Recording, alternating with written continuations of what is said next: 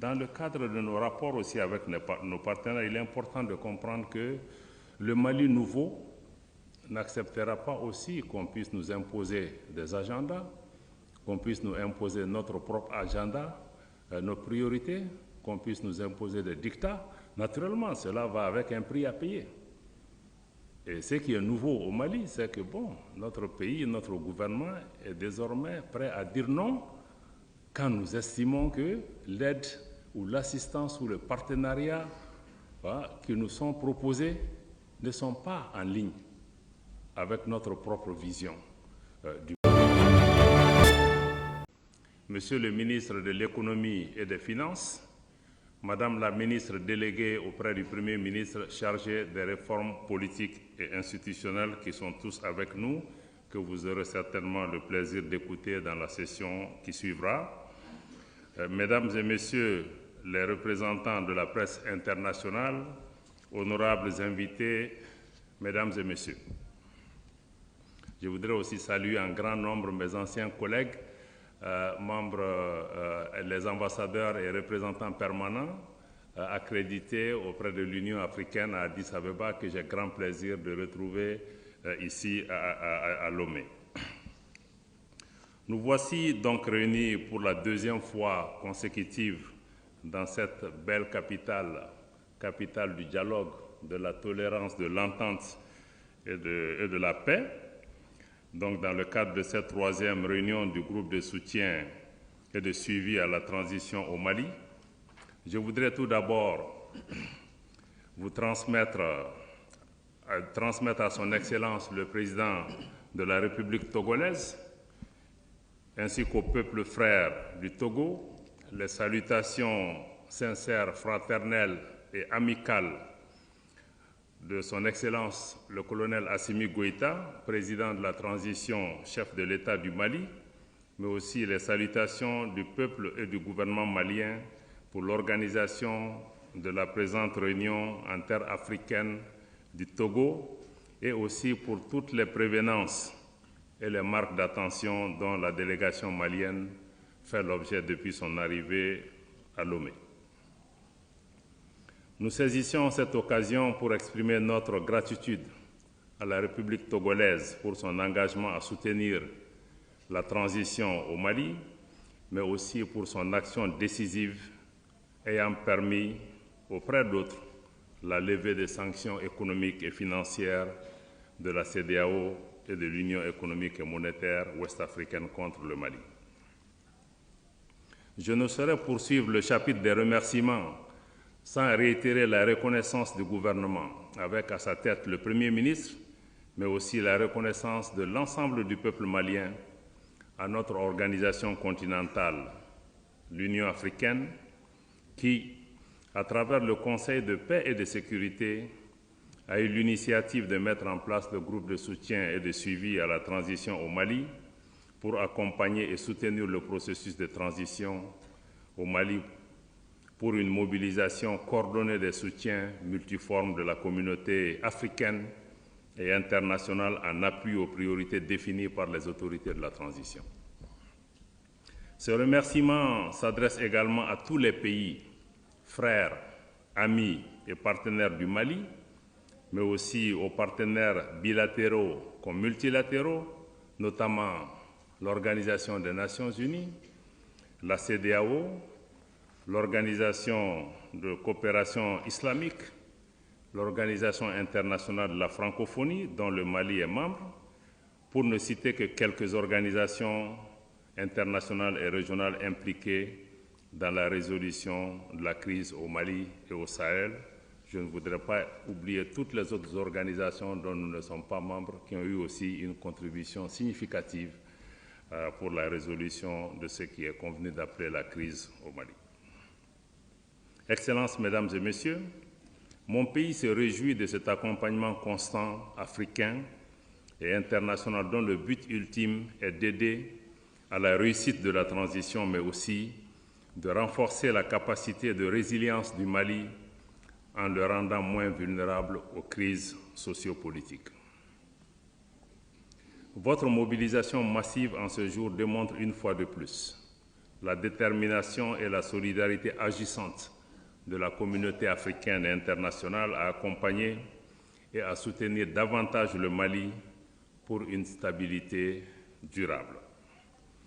Dans le cadre de cette mobilisation, mutualisation et coordination des efforts, le Mali sait pouvoir compter sur l'alignement de nos partenaires sur les principes clés qui guident l'action publique de notre pays, conformément à la vision de son Excellence le colonel Assimi Goïta, président de la transition, chef de l'État. Principes clés qui sont les suivants: le respect de la souveraineté du Mali, le respect des choix stratégiques et des choix de partenaires opérés par le Mali, et enfin la défense des intérêts vitaux du peuple malien dans l'ensemble des décisions que nous prenons. Avec ces principes clés à l'esprit, naturellement, le Mali reste ouvert à ses voisins,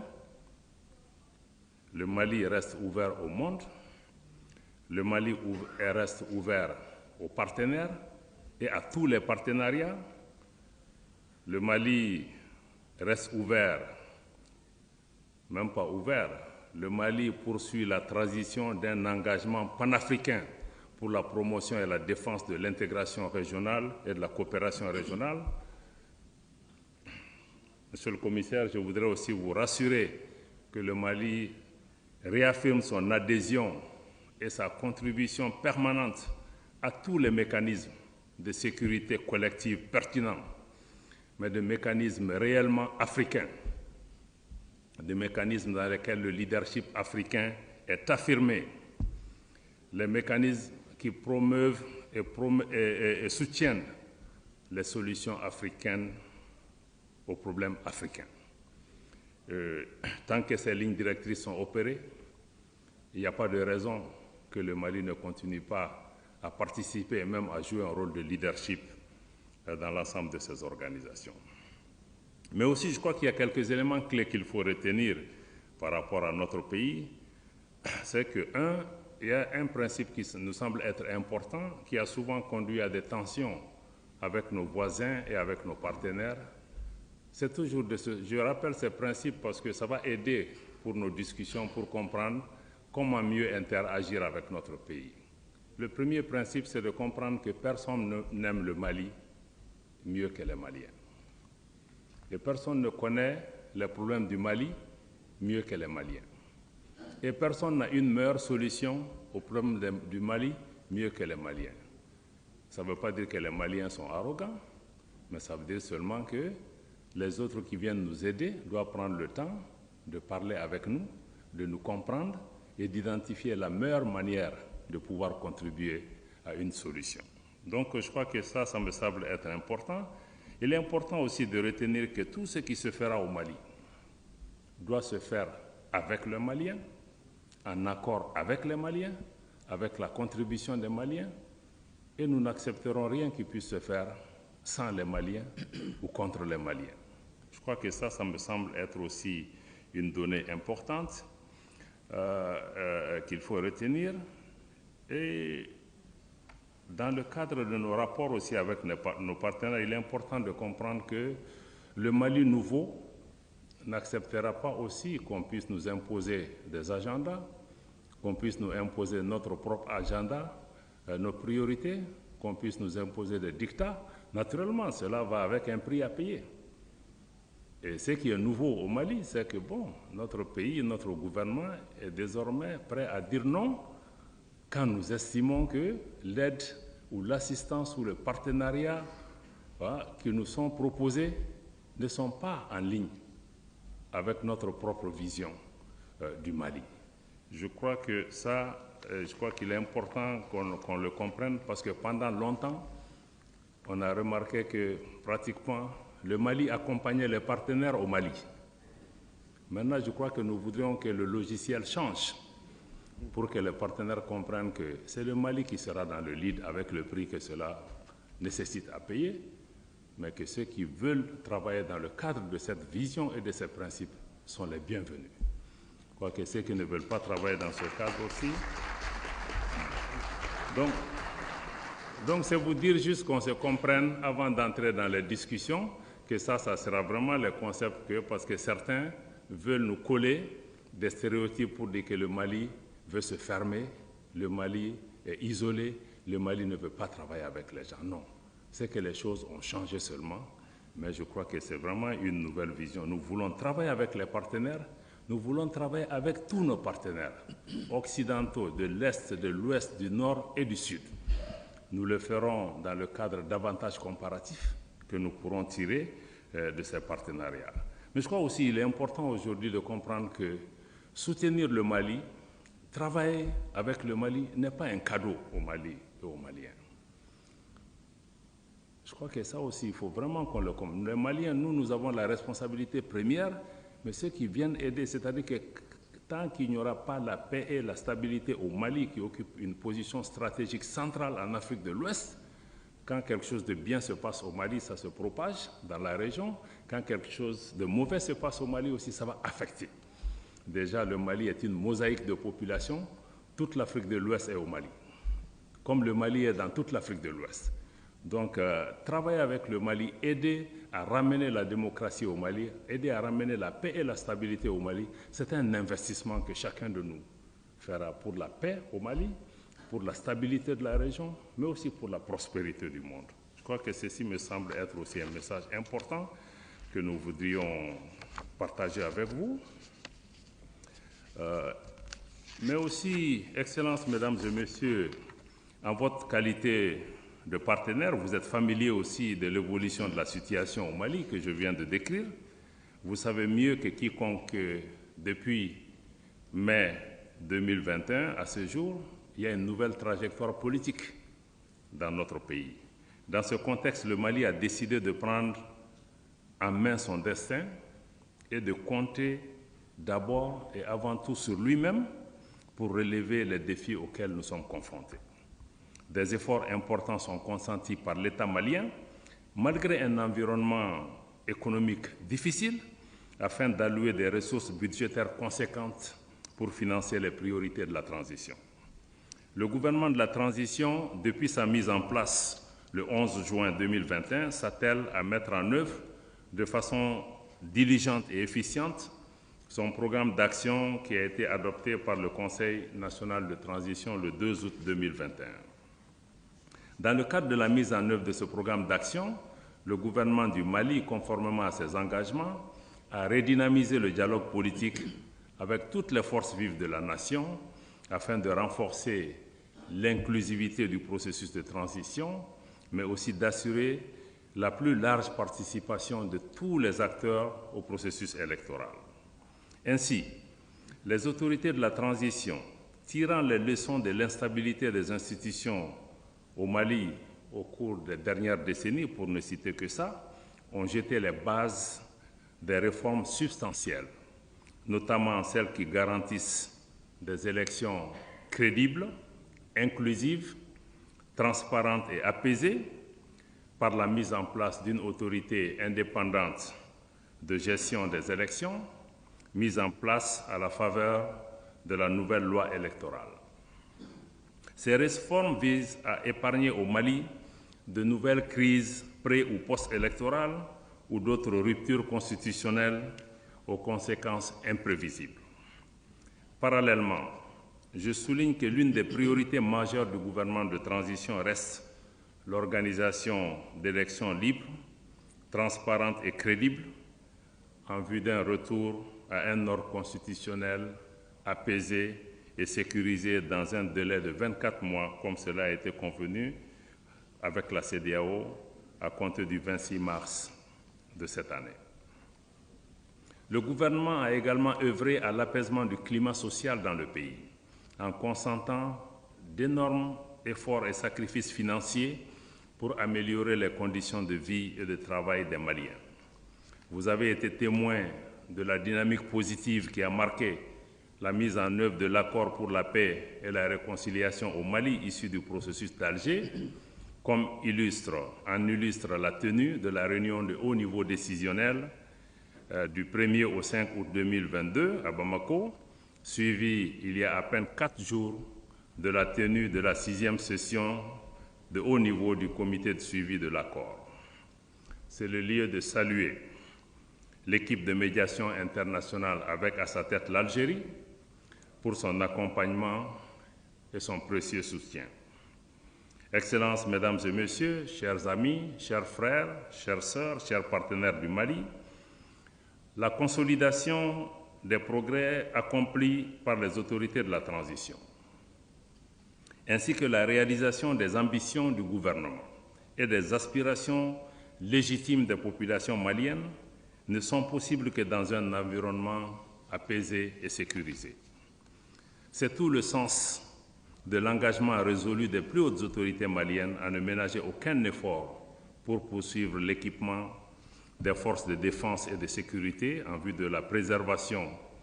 de l'intégrité territoriale et de l'unité nationale du Mali, de mieux protéger les populations civiles et de poursuivre la sécurisation du territoire national. Je tiens à préciser à cet égard que toutes les opérations militaires au Mali s'effectuent naturellement dans le strict respect des droits de l'homme et du droit humanitaire international. Je réaffirme ici que le Mali reste ouvert, comme je l'ai dit, à tous les partenaires qui souhaitent l'accompagner à relever les multiples défis auxquels il fait face, et ce, dans le respect de sa souveraineté, mais aussi dans le respect des aspirations du peuple malien. Je salue à cet égard le travail accompli par la MINUSMA au Mali,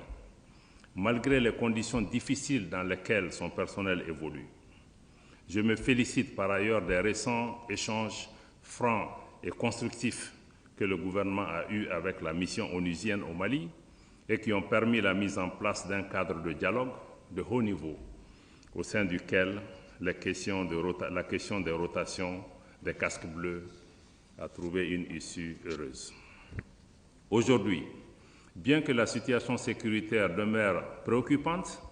et que les groupes armés terroristes gardent une capacité de nuisance, nous constatons que ces groupes ont été sérieusement affaiblis et que la peur a changé de camp. En effet, grâce aux actions offensives menées, nos forces armées ont remporté des victoires décisives contre les groupes obscurantistes. Ces actions ont également permis à l'État de réaffirmer son autorité sur une grande partie du territoire national. Excellences, Mesdames et Messieurs, chers amis, chers partenaires, la séquence qui suivra permettra à la délégation malienne de donner des informations sur l'évolution du processus de transition et d'engager un dialogue constructif avec les membres du groupe de soutien à la transition. À cette occasion, la délégation présentera les avancées enregistrées depuis la deuxième rencontre, y compris l'accord trouvé avec la CEDEAO sur le nouveau chronogramme détaillé de la transition. Nous ferons également état des attentes du gouvernement du Mali pour la mise en œuvre des priorités retenues pour la transition. Avant de conclure, je salue l'appui de l'Union africaine qui multiplie les efforts pour que notre pays retrouve sa place, toute sa place dans le concert des nations. À cet effet, le gouvernement demeure convaincu que les avancées indéniables ainsi que son engagement et sa détermination manifeste à poursuivre cette dynamique positive plaident aujourd'hui incontestablement pour un examen ou un réexamen favorable de notre requête en faveur de la levée de mesures de suspension de mon pays des instances de l'organisation continentale comme d'autres organisations. Dans ce contexte, je me félicite de la dynamique positive enclenchée avec la CEDEAO et je saisis cette occasion pour exprimer notre profonde gratitude à la conférence des chefs d'État et de gouvernement de la CEDEAO pour ses efforts ayant abouti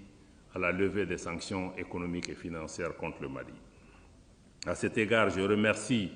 le médiateur de la CEDEAO, son Excellence le Dr Goodluck Ebele Jonathan, pour son action, sa patience et son approche constructive qui ont abouti à ce résultat. Aussi, j'adresse nos félicitations à la nouvelle équipe de la commission de la CEDEAO avec à sa tête le Dr Oumar Aliou Touré. le Mali réitère sa disponibilité et son engagement à travailler avec cette équipe pour la réussite de son mandat. Je me félicite de la normalisation progressive de nos relations avec notre organisation sous-régionale. Je ne peux cependant passer sous silence les entraves que constitue le maintien des mesures de suspension et de sanctions ciblées contre le Mali. Le gouvernement du Mali demande la levée de ces mesures afin de favoriser une pleine coopération avec tous les partenaires indispensables à la conduite sereine et effective du processus de transition. Pour terminer, parce que je sais que j'ai été très long, je renouvelle nos prières ardentes à la mémoire de toutes les victimes de cette crise, victimes civiles comme militaires, victimes étrangères comme maliennes, tombées sur le champ d'honneur au Mali. Je voudrais en particulier associer à ces hommages les forces de défense et de sécurité de la République togolaise, comme les populations togolaises qui ont été récemment affectées par des attentats terroristes. Je voudrais à cette occasion exprimer au président de la République togolaise et au gouvernement du Togo le soutien et la solidarité indéfectible du peuple malien. Je vous remercie.